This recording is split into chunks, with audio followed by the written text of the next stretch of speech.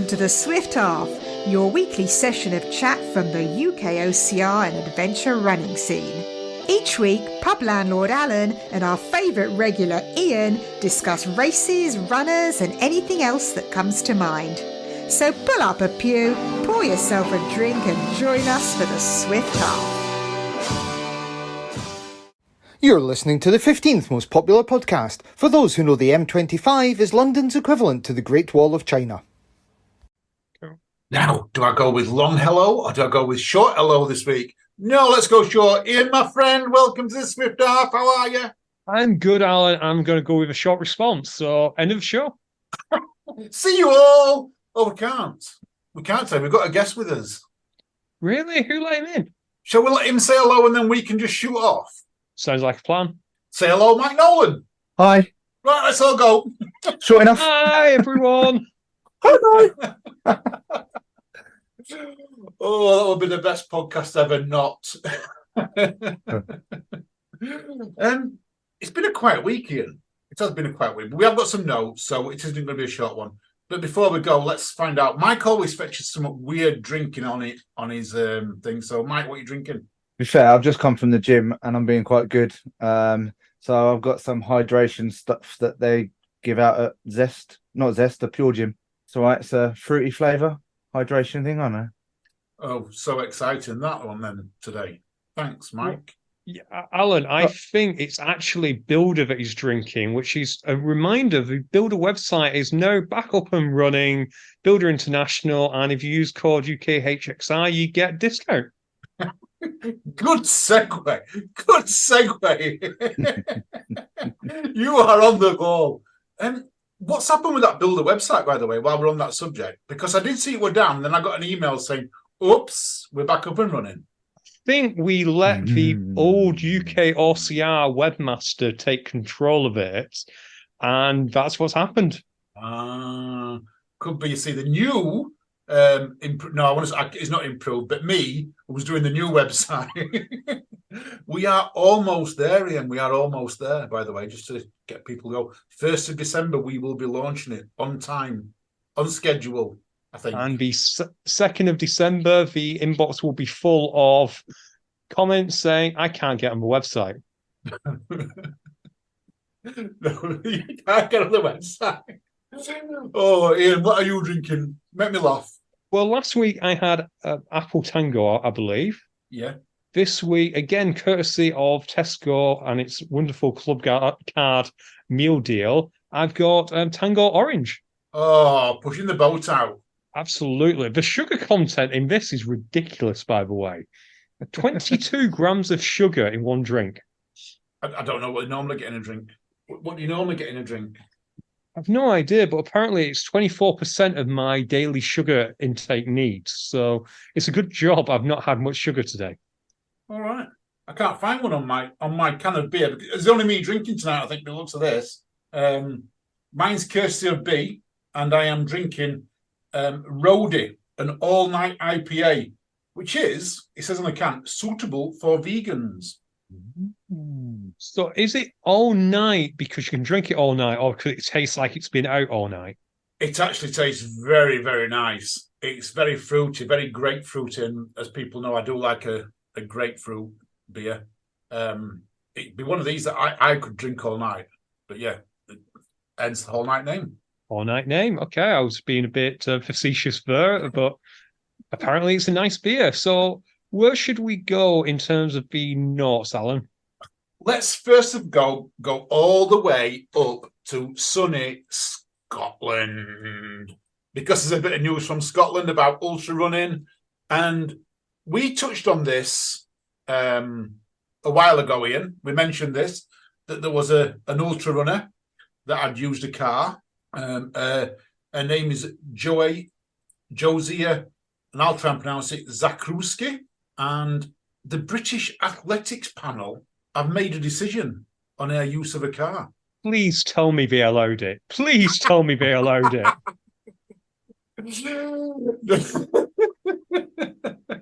No, they didn't. If people don't know, did you remember this story, Mike? Yeah. So she finished third in the GP Ultras Manchester to Liverpool race in April. The data from her race tracking system shows she used a car for around 2.5 miles, and indicated that she completed 1 mile in 1 minute 40 seconds. That's 2.5 minutes faster than the current women's world record. So what they have done, Ian, they've given her a 12-month ban. From driving a car or from running? Well, this is the thing, isn't it? How can they ban her from running? No, but seriously, and I mean that in the nicest possible way. They can probably ban her from. They can ban her from registered races that are part of the affiliation. She can probably be banned from. You can't ban her from just running. No, but taking part in particular races. So this is just UK. So she's been banned from any races that are organised by UK Athletics for a year. So does that mean she can run in any other race? She can come to the race that can't be named. There'll be no cars there at the race that shan't be mentioned. No, in fact, it shan't be mentioned so much, but I don't think it's on next year. But the Farmyard Ultra is on. Tickets available now. What a segue. What a segue. Only £35. Perfect. You can't get an Ultra for 35 quid. That's going to be the cheapest Ultra you're going to get for £35, I think, by the way. Alan, I've got a great idea. Go on. Offer this Ultra runner a ticket. We're not UK Athletics. We do not have a UK Athletic registration. I say we, I mean we're all we, I mean you and Jamie, but you do not have a UK Athletics registration. Invite her down, and if she accepts, you know what? I'll pay her 35 quid.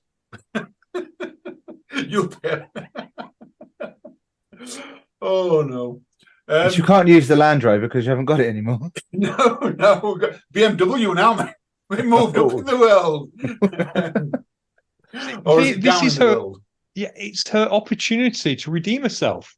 We'll invite her and say, this is your opportunity to redeem herself. No, I would not invite her, being honest. If she wants to come, she can come and pay a ticket. I'm not bothered about that. What do you think about this banning for 12 months, though? Because she did cheat. And I'm looking at that is she cheated. She used a car. That is cheating to me. We talked about last time that when she got to the finish line, she did sort of claim that she'd come third. It weren't until she was pointed out that she hadn't, and then she rescinded. But I don't know. What do you think? She apologised? Did she? But she said no, straight up at the race, didn't she? After she was confronted that she'd used a car and apologised within that week. Is it harsh? I don't know. It's probably making a point out of it, isn't it? I think if she hadn't have said it like straight after the race, after she got her third, would she have said it if someone had brought her up on it? Mm. So I'm a little bit more harsh on it because the excuse she gave was that she was too exhausted and she was thrust onto the stage to take the third place and she wasn't thinking. But if you've been in a car, I don't know how long she actually then ran after, because I doubt the car took her to the finish line, but I don't suspect that her brain wasn't functioning. I know race brain's a real thing, but I also know that podiums happen a long time after the race. It's not a case of, here comes third place, quick, get that podium ready. She had enough time to think about it. And if she didn't, then her crew would have had enough time. So, yeah, I have very little sympathy, Alan, for her, to be fair. I'm sure the driver didn't have race brain. The article, this is on Apple News, and it says the panel actually made a statement that she gave back the trophy after being prompted to by the race organizer. And I think maybe that was the key to it, that if she hadn't have been prompted, then maybe she might not have got the ban. But to me, she was prompted. And I think I'm a little bit with you. She cheated. Now, this is the point I was trying to make. This isn't, although it's run by UK Athletics, national governing body, what jurisdiction do they actually really have? So she could go and enter any race under her name. Is every race out there checking for her name? I'm sure there's guidelines in it with the Olympic, because British GB Ultra would be part of that circle. But what if she just enters fun runs? So as in just runs a a 10K around Manchester. Let's just say she enters Manchester half marathon. Do you think the organisers of Manchester half marathon will be guided by UK Athletics check for her? No, but I bet there'd be someone that would. I bet there's someone that does check. Oh, what stops her running under a pseudonym? Yeah. Anyway, just food for thought out there. Just food for thought. Will we see it in OCR?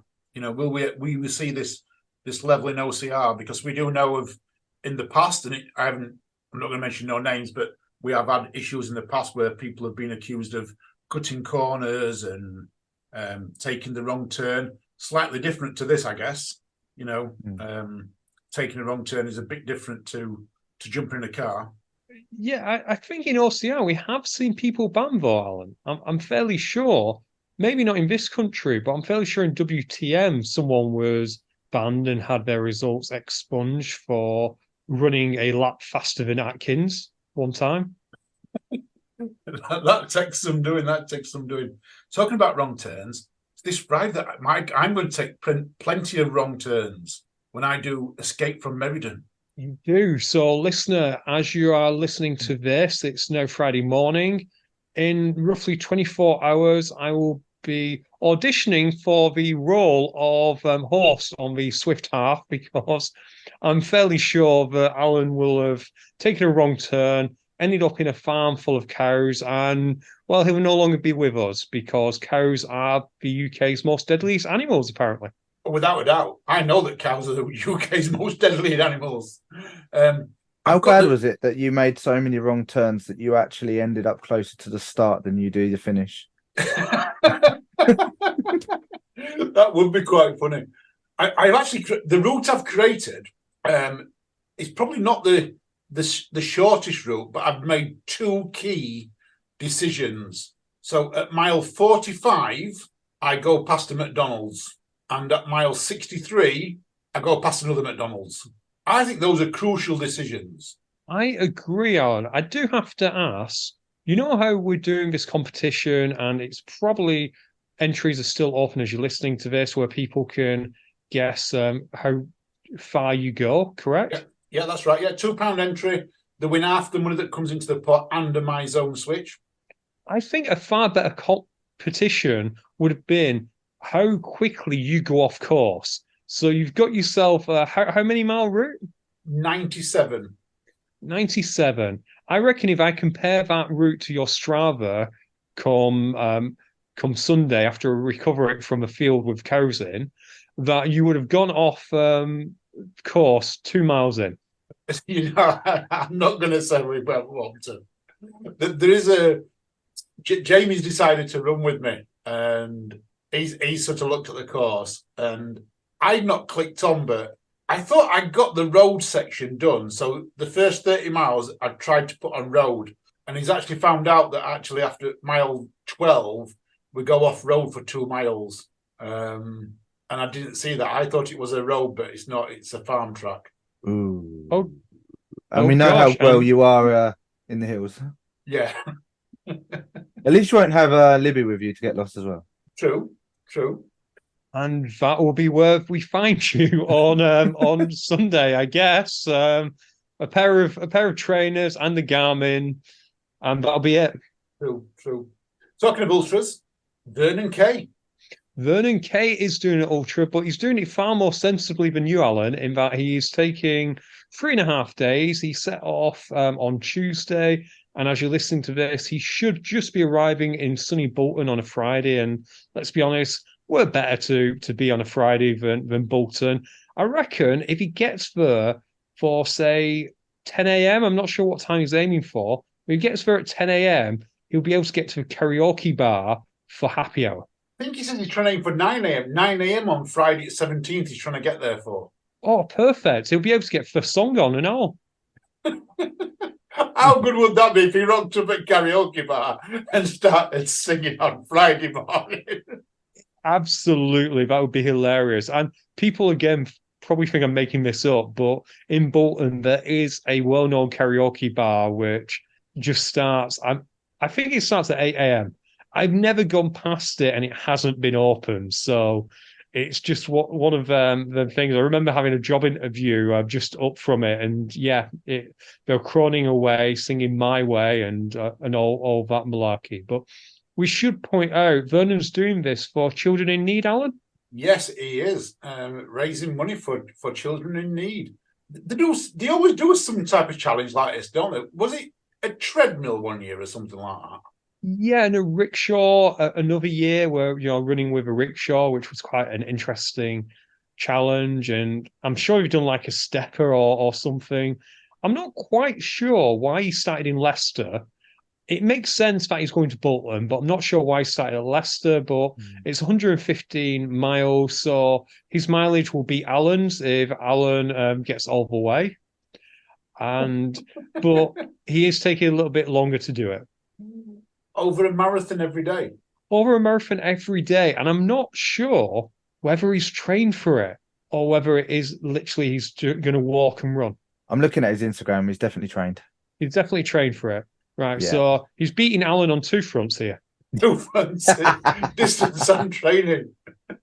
I actually went for a training run Tuesday night. I went for a training run Tuesday night, and we went with Rob's daughter, Ellie. She came along, and she's not very fast. We did say we were going to go slow, so we didn't mind her coming along. And at one stage, we was walking and letting her get ahead, and then we was running, catching up, and we're doing a bit of, it's called Jeffing, I believe, if I remember rightly. And my walking pace, I was doing sub 15 minutes walking. I never realised I could walk sub 15 minutes, miles that is.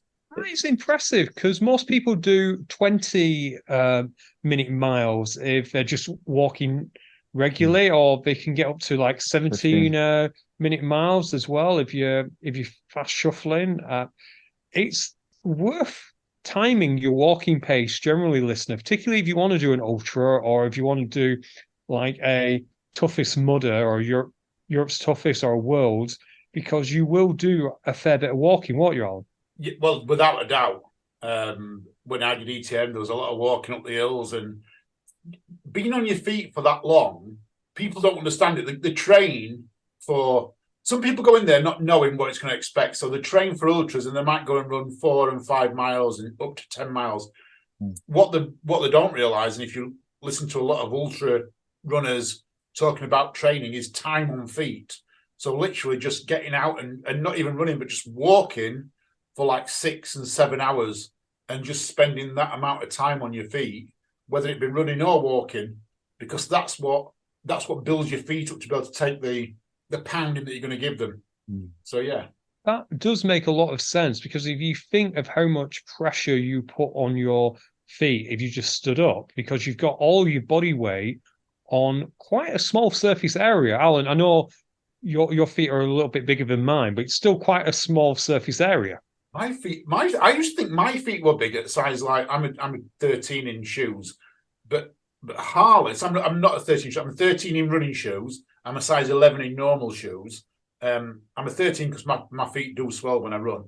But Harley, my son, he's only 17. Is now in a 15. Do you not realise shoes went up that high? Neither did I.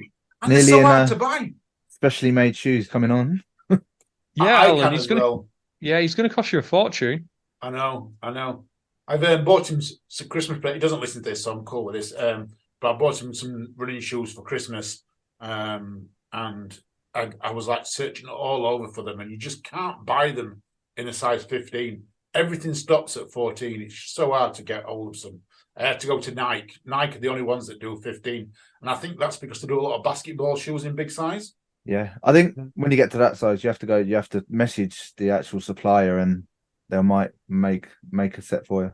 But then you're probably talking silly money. See, I have the opposite problem in that my feet are average size of 8 or 9, depending on the brand, and lots of people have that size. So my problem is they're never in the sale. So Alan, you probably look out when it comes to sales, because it's either size 5s or size gigantic. Yeah, I do tend to find some in the sales and that, which is quite good.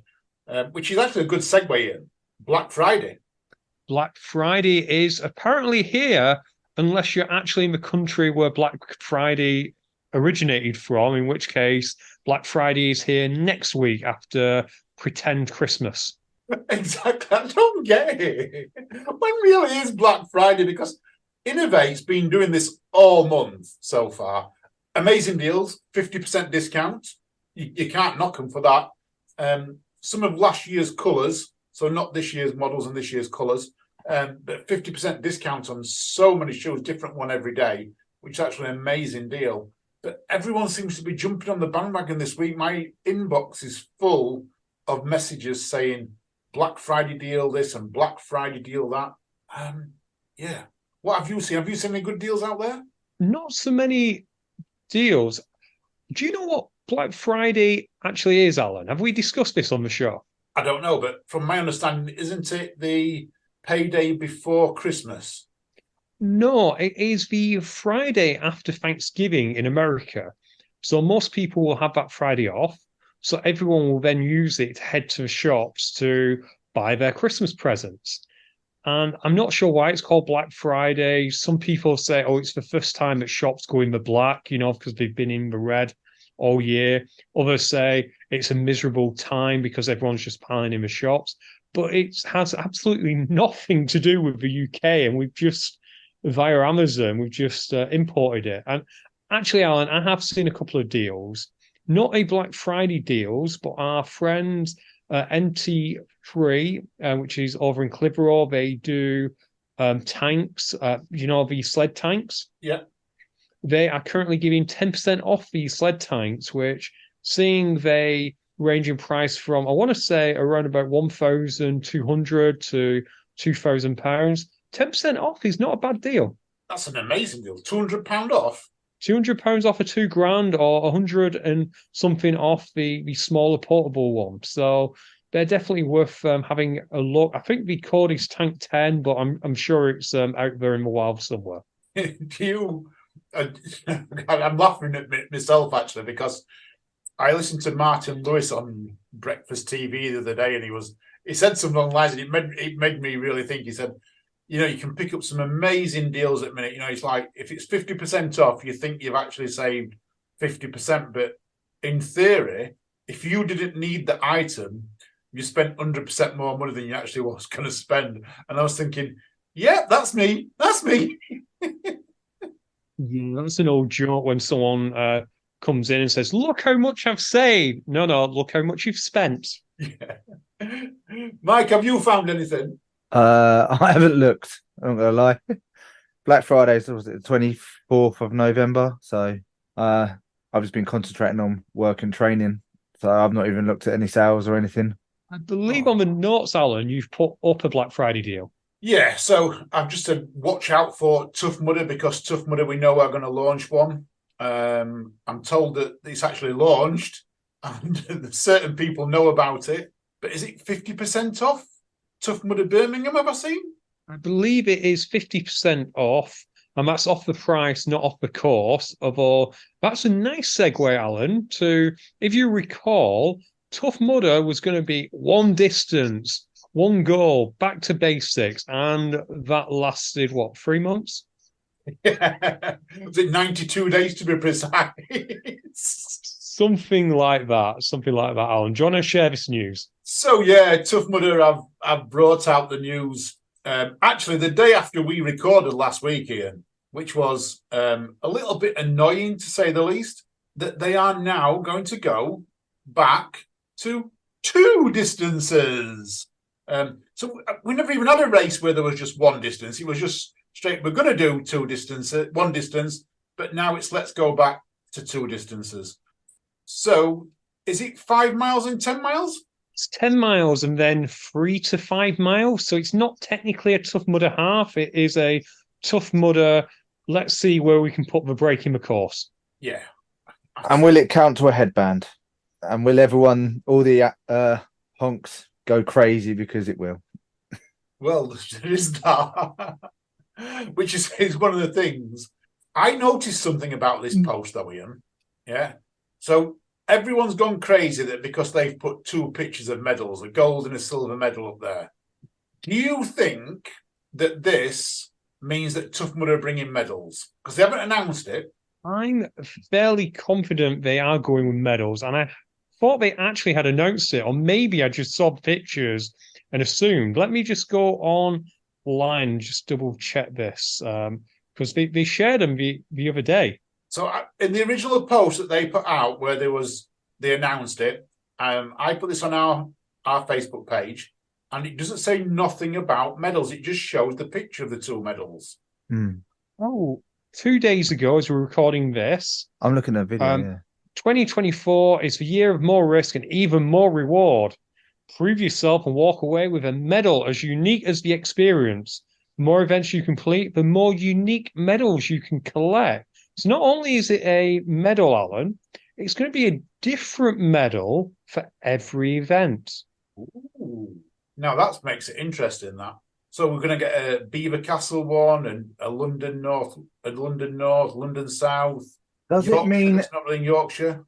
Does it mean different venue, or does it mean like maybe Spartan do their how many trifecta medals? So you get the more you do, you get times 1, times 2, times 3, times 4 all the way up, or is it venue?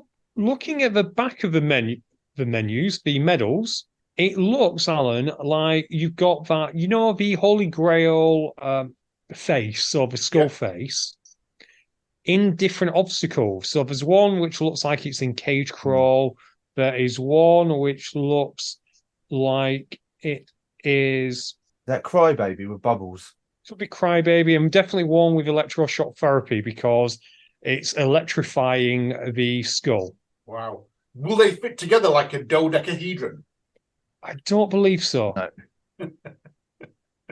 I just thought a dodecahedron because we've got that many events in the UK that I thought it'd be like pretty cool that to have lots fitting together instead of a trifecta. But with Tough Mudder not being competitive, what's with the gold and silver medals?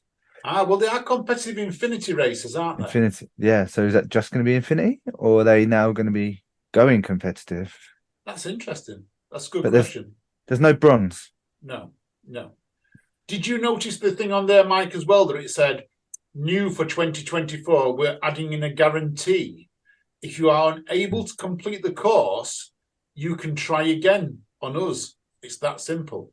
So if you do 95% of the course and don't manage to do the last 5%, you just get the next race free, and then you do the same and you get the next race free. Well, I'm thinking I hate electroshock. I'm just going to go around, get to electroshock, go, I quit. Will that work here? I presume that it's a case of you don't get a medal or a headband that particular time, so you can come back. It's quite a nice thing because it achieves two things, Alan. One, for those unfortunate people who sadly have an injury on course, it gives them the opportunity to come back, which is quite nice. The other thing is, from a marketing point of view, it gives this impression that this race is too tough, that you might not finish it. See, I'd not looked at it at that angle, but you're quite right. Giles did mention that they were trying to fetch the toughness back into things, didn't he? When we spoke to him. So maybe this is like another little angle there that says, you're not going to make it, so come back and run for free. I like it. It's quite clever because there's a good chance that not everyone in your group will fail to complete. It would be a really unfortunate series of events if you're a 10-man team and all 10 of you don't finish. But one or two of you not finishing, that way you get 2 free tickets, but the other 8 are probably, we would need to support you and get you round, finally get you round. We'll buy new tickets. It's very clever marketing. I like it. I think that's very good. And do you think they brought the 3 to 5K because sales weren't as high, and they want to make it one distance achievable for everyone to get the bigger groups back into the ethos? I think there was a big backlash, weren't there, when they turned around and said it was going to be straight up 10 mile. I think there was a massive backlash from the community. I know in the Legionnaires group there was a lot of talk about, oh no, we wanted something a little bit less. Are you sure this is the right way to go? I think they made the right decision. I'm going to be open and say I think they made the right decision by offering a shorter distance. I'm not convinced 3 miles is the right distance. I think 5 miles and 10 miles would have been a little bit more realistic, but it's where can you make a you can't make everyone 5 miles and 10 miles. They've got to make that cutoff might be a little bit shorter in some places. Yeah, I suspect the cutoff will probably be dictated by obstacle density as well. So they'll probably do it again where the 3 to 5 gets 13 obstacles or 14 obstacles. So if they're all dense in one place, it might be a 3 mile, whereas if they're a bit more spread out, it might be a 5 mile. Although, Alan, here's an interesting thing for you to think about. When did Tough Mudder launch? Was it 2013? No, a couple of years, 2011, 2012. So Spartan. Was it 2011? Yeah, 2011 I've got in the UK. So 2011, 2012, 2013, 2014, 2015, 5 years, yeah? Yeah, 10 miles. Okay. 2016, 2017, 2018, 2019, 2020. Did we actually have any events? I can't remember. 22. I think there was. I think Tough would have put them on, didn't they? I think there was 1 or 2 at the beginning of the year. I think we've had one every year, at least one every year from Tough. I don't think they went a full year. They might have gone 12 months, but not a full year without one. Okay, so let's put 2020 and 2021 together. Yeah. And then 2022, 2023. So by my calculations, that's 7 years. So Tough Mudder has had more than one distance for longer than it's had just one distance. Yeah, valid point. Yeah, that's a good point. Because the half came out in 2016. I know because it was the first time I did Tough Mudder. They had a exclusive half obstacle called the Flying Squirrel, if I remember, which was basically a zip line. So people who were like, oh, we wanted it back, you're actually going back a long time to 2015. What was there an actual movement to just go back to one distance? Or was it just somebody at Tough Mudder thought, let's go back to one distance? I suspect it was maybe a reaction to this whole idea that you can brush against Giles in the car park and gain 5 headbands. I know that's not the case, but it might have been a reaction to the whole people being able to clock up 6 events in a weekend or however many it was. So it might have been a reaction to backlash of there, but I don't think there was a clamoring for just one distance, because I think a lot of people think that when they had the half and Tough Mudder, that might have been the best of both worlds, because I think 5 miles is good enough for people from the office to feel like they've had a great day out, but give them a experience where you want more. And I agree with you. Making that 5 miles, and I think it says 12 plus obstacles, as opposed to 20 plus for the big 10 miles, gives them more obstacles, makes them think they're achieving a little bit more. I think it's a good marketing. I think it is really, really good way they're doing it. But then it also opens it up now for Infinity, because we talked about Infinity, is it going to be straight up 10 miles? Now, this opens back up the Infinity where you can go double distances. That's true. You can. You'll be able to do either presumably the 3 to 5 mile loop and or the 10 mile. Although, Alan, does that mean that the Infinity is going to have a little bit of a weird thing where the distances aren't spot on for each course? So this year, it was simple. You had 15K, which is option 17, or 5K. Yep. Could this create a situation where, say, you go to Northwest and it's a 3 mile and a 10 mile, so if you do one of both, you get 13. But if you go to another course, you could have a 15 mile. Yeah, exactly. And is it 15 mile is the minimum distance? So if you had a 10 and a 3, have you actually done an Infinity? No, you have to go back out on 3. You would, yeah. Good point, Ian. That's a very good point. It is. Shall we move on a little bit from next year's Tough Mudder in this country, but talk a little bit about Tough Mudder in Saudi? In Alula. In Alula, which is very hard to get to, can I just say, Alan? I did look into this, and from Manchester Airport, it is about £1,000 on a plane and a 24-hour flight, which, given I think it's actually only 5 hours or maybe 6 hours if you went point to point, yeah, it's kind of difficult. But there was a reason I was looking at this, Alan, which is, we could make some money for a podcast here. How are we going to make money for the podcast by going to Alula here? Because have you seen this prize fund? I have, Ian. But I repeat my question. How are we going to make money here? Simple, absolutely simple. We go over there, we change our timing ships for Ryan Atkins, for Hannah Carter, for a bunch of other athletes, let them run in our name, and then sneak on stage. The timing ship never lies, and all we're risking is a ban from UK athletics.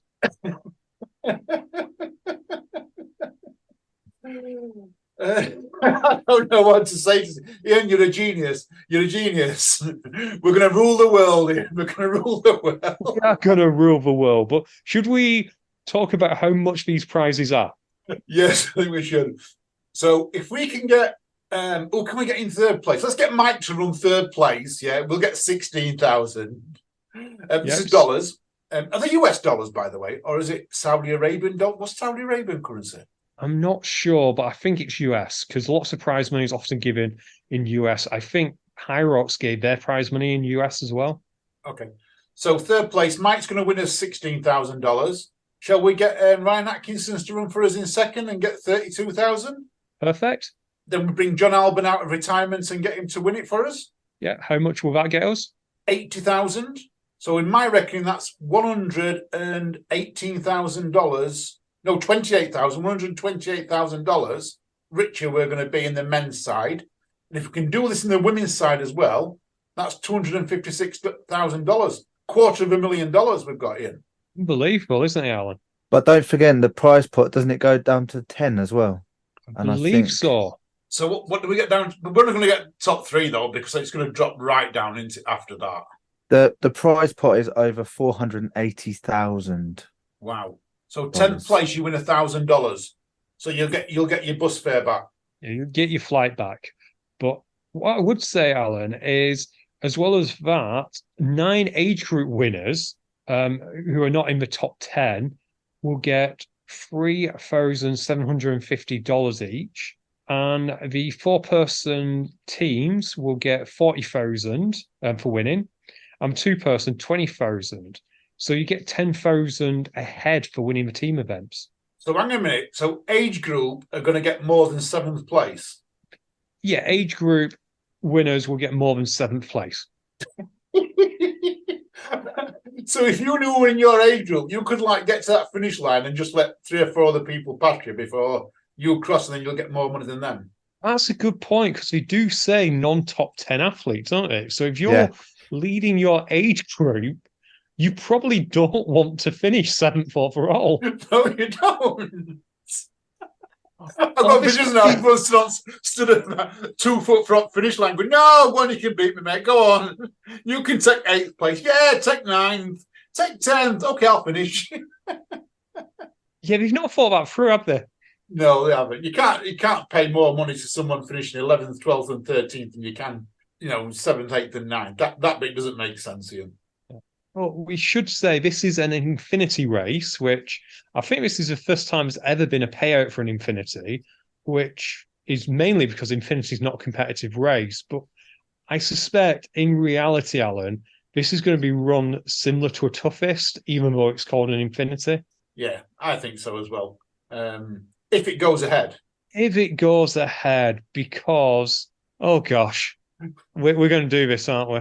We are, but we're not going to spend a long time on this here because we're not going to get into the politics. Okay, should I start? You, I'm going to let you start. I just started with a little sentence there. You can jump in at this point. You're the lawyer. So a few days after this, Joe DeSena decided to give his opinion on the ongoing Israeli-Hamas conflict. The opinion he gave was an opinion that is shared by several people, and he is free to have his opinion. But unfortunately, it was a little bit insensitive because that particular opinion wasn't exactly shared universally, and particularly not in the Middle East. I'm trying to think of a nice way to say this. But yeah, he basically said that you can't negotiate with terrorists, which goes completely against what a lot of people have been saying, which is to look to save as many lives as possible. And Alan, I know we're not going to go political, but I will nail my clothes to the mast and say I want to save as many lives as possible, but I have no clue how to do it. No. So that's as far as I go. I don't know what's the answer, and we're not going to discuss potential answers, but yeah. But in terms of foot in mouth, come on, Joe, read the audience. Literally hours after he signed the contract with Saudi Arabia for Spartan and Tough he says this, and the thing is, his partners have gone against him. You know, they've openly said, because he's had to come on and apologise. I mean, Mike, you sent us the video as well. I had seen it, but you sent it out to us. Is it OCR Report it's from? Inside OCR. Inside OCR, and he does come on a few days afterwards and makes an apology and says he was insensitive. Or actually, I'm going to say he makes a half-hearted apology. He doesn't give a full apology. He's very half-hearted, and I will say that.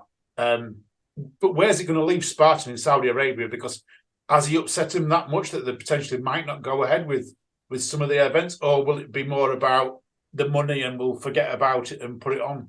I'm sure they've got a team out there at the moment that are building, and it's their livelihood as well, isn't it? So it's not impacting Joe; it's impacting the Spartan staff that are out there building. Yeah, it's just not great, and I'm sorry, Spartan. You need to get a handle on him. It is no longer just Joe's company. He treats it like his company, but there are investors, there are various people, and I'm sorry, Joe, but you're no longer running a little race, which is 8 to 10 races that you and a handful of people are putting out there. Even if your points are valid as far as you're concerned, there's a time and a place, and I don't think anyone woke up thinking, oh my gosh, what's Joe DeSena, someone who lives in America, what is his thoughts on a complex situation in the Middle East that's been going on longer than Joe DeSena's been alive? Right, yeah. Exactly, spot on that. Longer than he's been alive. And I think that's all needs to be said. The only people who can have a valid opinion on it are people who are currently living it. The rest of us just want to see as many lives saved as possible on both sides. Yeah. And I think one of the points that came out was that the present conflict has been going on for nearly 2 months, and he's only just come up and said something. He's the head of a massive worldwide company, and his opinion should be potentially unbiased if he's going to say anything. Is this Trump in charge of the States? This is Joe in charge of Spartan. He just has a similar ring to me. Let's go closer to home, Ian. Let's talk about this weekend that's just gone. Let's move on to happier things. Yeah, let's move on a little bit. I did put that we're going to put results and report on for the 3K storm that was in Forders. But you know what, Alan? I don't think we should do results. Shall I tell you why? Go on. Because we've put that pesky Who's Hot crew to work, and they're currently recording a episode about the 3K, so they will give the results on that. But I do want to talk a little bit about it. Go on then. What are we going to talk about? We're going to talk about the Bridge of Despair being back, but without the water. No, Alan, what we're going to talk about... Well, firstly, Alan, why don't you tell the listener how much fun you had at the weekend? Because I've been listening to all these podcasts you've put out recently. Every single one of them was talking about, oh, I'll see you there in Birmingham. Can't wait to see you in Birmingham. Come and say hello to me in Birmingham. So, Alan? I woke up Sunday morning and I couldn't get off the toilet. It's simple as that. Something didn't scream me. I'm going to blame it. Two things. I've got a little bit of stress going off in my life at the moment. Hear more about that in future episodes when everything goes my way. But also, I just had a Chinese. I went to an escape room on Saturday. So I went to an escape room on Saturday. and then decided, and I escaped, by the way, if anyone wants to know, I escaped. Then we went to a Chinese takeaway, and I got up on Sunday morning. And you couldn't escape.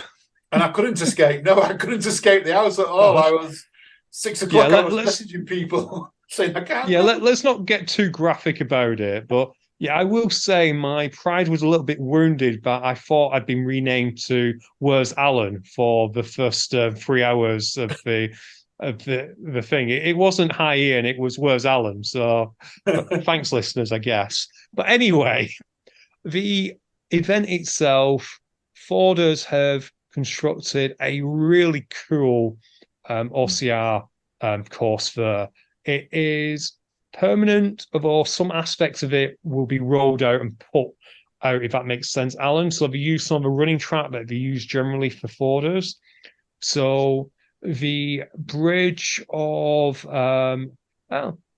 despair, or the bridge of maybe disrepair. Yep, disrepair. Yeah, or something that says it's no water in it, but that it was cool. That's in their main running track. Some of the rigs, from what I saw, Mike, you saw more of them than I did. Them rigs look fun. Oh, they were fun. I was TOing at the weekend on the last Torres rig, which if you didn't get right across it, you got halfway and you lost momentum, or you just didn't get past the first bit. And it was pretty much the last part of the course, which was muddy. Very muddy. People were losing shoes. It was that muddy. Wow.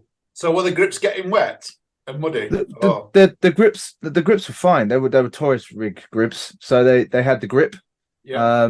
So they had a few grips up, and then the bar across the middle, and then back. So it was up, across, and down on the last rig. Which was good. Quite technical. Just took your time. It got a couple of people, but it was after the low rig and the low high rig, so people were losing bands all over the shop. Wow. That Torres rig that I saw, it looked like they were attached to monkey bars, and I actually thought, because I was watching it and that while I was at home, and I was thinking, wow, back in the day, if we'd have gone back 5 years ago, then monkey bars would have been, people would have gagged to go there just purely for their monkey bars. How far the sport's gone in 5 years that their monkey bars weren't even in use, and they were used to hang rigs. They're used to hang rig attachments from. Absolutely. Yeah. I mean, we've moved forward, but I just thought the monkey bars 5 years ago would have been tough for people. No, I agree. Like Mike says, and what I did like from the parts of the course I saw was it was very well laid out in terms of they wanted you to succeed. In that there was none of this, throw you in a pit of water right before going on to a hanging obstacle. Mike, would you agree that the obstacle placement just seemed perfect? Yeah, definitely. And there was there's enough run in between as well, and enough time to kind of shake off your arms between rigs and walls, and everything was achievable. There was nothing there that you couldn't do. I see some of the kids that come round on the kids wave at the end, and some of those were completing the Torres rig, where some of the elite men were having trouble.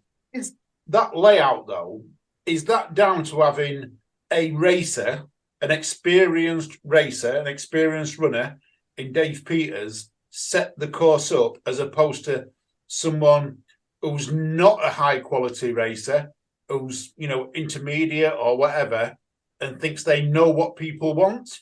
Potentially, because the different grips did play a big part. So you had like a UFO, so you get your hand in it onto one of the T-bars, onto a ring, and then the bar. So the way they were placed, it was very well constructed to make it doable. Some people may have put a couple of T-bars, rings, and maybe a couple of the UFOs all next to each other, which would have made it a little bit more difficult. And the width, some of them were a bit wider apart, but just wide enough so it was achievable, and not so you had to overstretch and could potentially injure yourself or fall off. Yeah, cool. I mean, we've had some great racing. We did indeed. And like I say, have a listen to Who's Hot, which hopefully will be out on Monday, providing that the pesky crew get to Alan before he gets eaten by cows over the weekend. So, fingers crossed it'll be out on Monday. But Alan, what I will say about the event was we also had a Decker as well going on, and even though it was cold, it was wet, the community feel was amazing because you had this big gazebo where people were huddling under, which was selling chips and coffees and that. There was a few hundred people, probably not as many who would have been there if it had been a summer, but it just felt like, do you remember those old ram runs that happened in January? Oh, when everyone stood around huddling up together in the dry robes and chatting and talking, yes. It felt exactly like that, Alan. You would have really, really enjoyed it. I hardly got any content because I was just enjoying the atmosphere. I was terrible at media that day. I literally got maybe half an hour worth of footage, if that, and anyone who takes footage knows that'll probably translate to about a 30-second reel when I go through it all. But yeah, it was just such a good atmosphere, and we did Bedecker. The intern did a Decker Strong in the morning, and then she dragged me round for a Decker Strong teams. Wow. And how did you get on? I survived. I basically delegated anything that I'm not good at. So of the All 10, of of the 10 stations, I did the ergs. So I did all the ergs. And Jen did all the lunges, most of the stepovers, most of the sled push. I might beat her in terms of number of burpees, but it was probably 50-50. But yeah, the intern took me around. I hope this is not a plan for our high rocks, that you're delegating high rocks to me. I'm not delegating the whole thing. I'll do the ergs. Well, half the ergs. Thanks. Oh, did you do it, Mike? Did you stay for Decker? Because I know Decker's your thing as well, isn't it? Yeah, I've not done a Decker yet. I was interested. I wanted to, but it's my plan at the moment, and I have to be very strict with my plan. Gone are the days where I turn up and maybe just jump on a race. I'd done legs the day before and a run. I did a 10K run before I went to the event, so my legs were pretty shot, so I had to behave. I did get a bit of FOMO, but I did hang around the area, supporting some of the guys that we had there, and it was good to see. It was very well done. Well, you would expect that because it was run by very good friends of ours. Evie Waring, Emma, and Gail were holding the fort down together there, so it was quite a good event. And they were running. I think there was 3 lanes, wasn't it, Ian? That they had constantly flowing, which was really good. 3 lanes and one of the best setups I've seen for a Decker Strong, because it was done in the engine room. So anyone who's been to Ford's gym will know the engine room, and it just had enough distance, Alan, to be able to do all of the stations back to back to back. So you start at one end of the engine and you find your way on the other side, whereas a lot of other gyms have to set them out almost in a square or a rectangle way. So because they could do it it was so much easier to get people through. And a big shout out, of course, to Darren and Rachel Forder of Forder's Gym for putting the whole thing on. And it was a big undertaking because it was their first Decker, it was their first OCR, and they hit it out the park. And if they could maybe do one in the summer, I think it would be a great place for a solo mudders summer party or a UKOCR get together, or maybe both, Alan. Oh, I would like that. We have a big party, a summer party, barbecue and everything. And we've been there before, Ian, with Strive and stuff, and I'll tell you what, it's quickly becoming one of my favourite venues to go and train at, because with everything, it's everything there under, I say one roof, it's about 4 or 5 different barns, but it's all in one, and it's an amazing venue, and you're like, every time you get the opportunity to go there, you don't hesitate, you just get there, and I need to thank Mark, Finney's dad, for picking me up. I had car trouble on Sunday, so I wasn't able to make it. So he picked me up on the way through. And Wendy Brothers and Ramunas, thank you for them for bringing me home safely. But yeah, really didn't want to miss going to Forders. Absolutely. So, Alan, we have to look at possibly going there this summer, and maybe if you can get over for the winter strive, just keep off Chinese food. Well, I say that you're not going to be with us anyway because of those cows, but maybe your replacement can come to winter strive. But let's have a look what else is on the north. Oh, this was interesting. Listener pointed this out.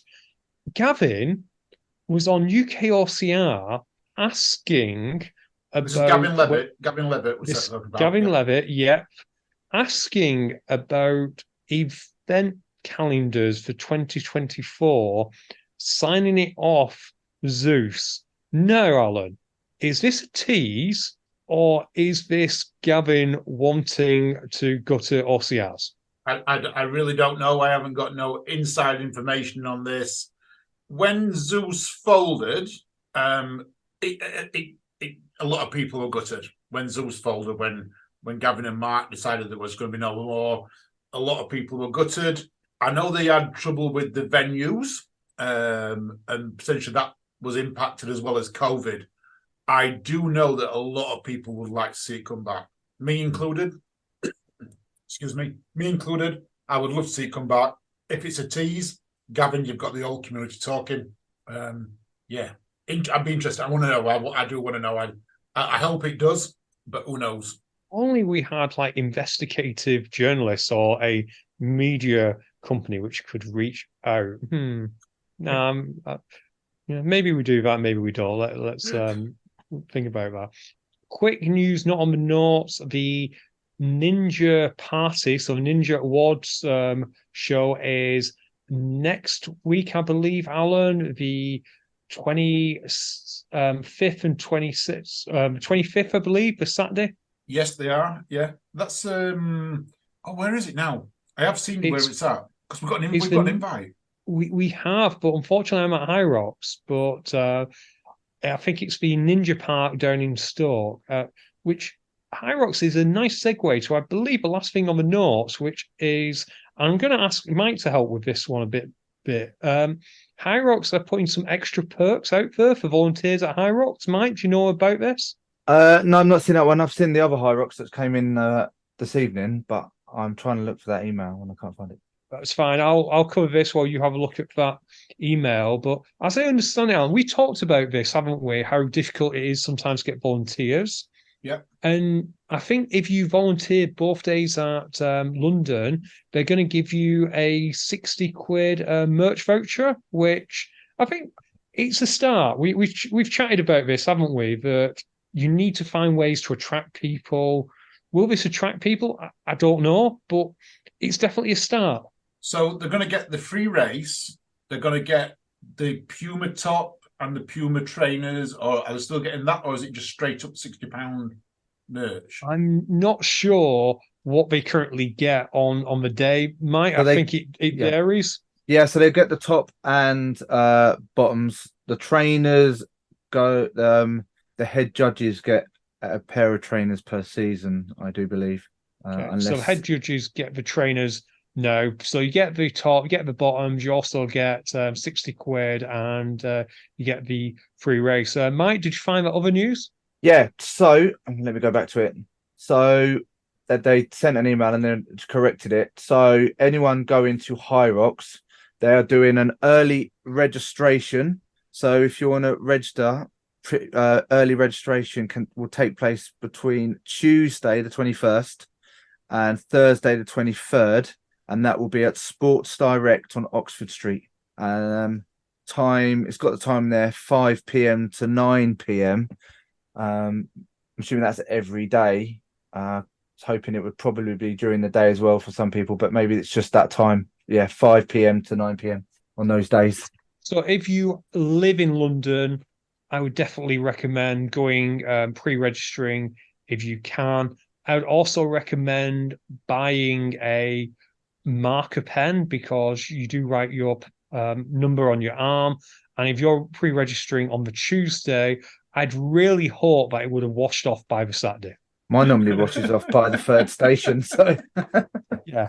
So you might need to invest in a marker pen if you're going to take advantage of that, or alternatively just go and see someone on the day. Alan, is there anything else we need to chat about? There's nothing on my list. there just a quick one. If you go for early registration, there'll also be Puma discounts, prizes, and executive announcement to be taken advantage of in stores. Executive announcement or an exclusive announcement? Oh no, exciting. Exciting announcement. It's been a long Exciting week. announcement. It's been a long week. Oh, I wonder what that could possibly be when we currently have a massive gap in the Hyrox calendar in after Glasgow. But I won't speculate anymore. If you know what I'm going on about, you know, and if you don't, you hopefully find out. But I could be barking up the wrong tree anyway. I'm sure you're not in. You're the man in the know. You're the man in the know. Honestly, this time I've no idea what the exciting announcement. It could be a launch of a new pair of Hyrox trainers.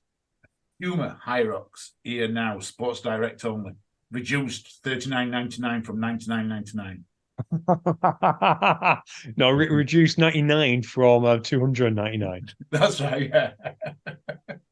Previously sold at 99. Yes. Mike, before we go, is there anything that we haven't covered off that you wanted to cover off? No, I think that's it. We probably should mention that we did say last week that we'd get you on to talk all about Sparta, but as it turned out, you went there for a holiday. Yeah, so I went out there and I just helped out basically on the Parade of Nations.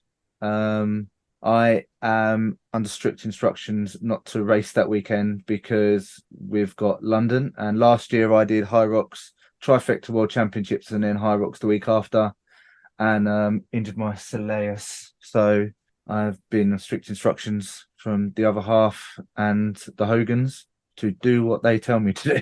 So I found a good gym, Spartan Cross, in Sparta, which had enough facilities for me to keep pounding away at training, and did a nice 15k run around Sparta, and that was about it. And just supported our athletes out there, and that was it. That was it. Soleus sounds like an ice cream, to be fair. I used to call it Soleros, and everyone used to tell me that's an ice cream, not your calf. Yeah. My caravan's called a Soleros, by the way. Just random fact there out of nowhere, but my caravan's called a Luna Solaris. Is it a good place to chill out? Yeah. Oh, are you going to use the caravan for your run? Yeah, are you going to get someone to be driving it from place to place just to crash it? I'm not here. And then when you get investigated from the authorities because you're going too fast, you could say, I wasn't in the car. I was in the bed in the caravan. I had no idea what was happening, officer. Officer. Depends about that. If you were going to use a car to potentially cheat, wouldn't you just make sure that the driver was going really slow so you could rest and not get done for cheating? Yeah.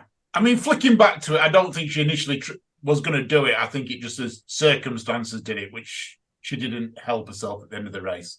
And we finish and exactly where we start. Yeah. That's the show all over. Same show every week. No, I'm just kidding, listener. That's not, if you're listening to this for the first time, that's not the case. Please listen next week too. Please listen next week. I'm going to say it's goodbye from me. And it's a goodbye from me.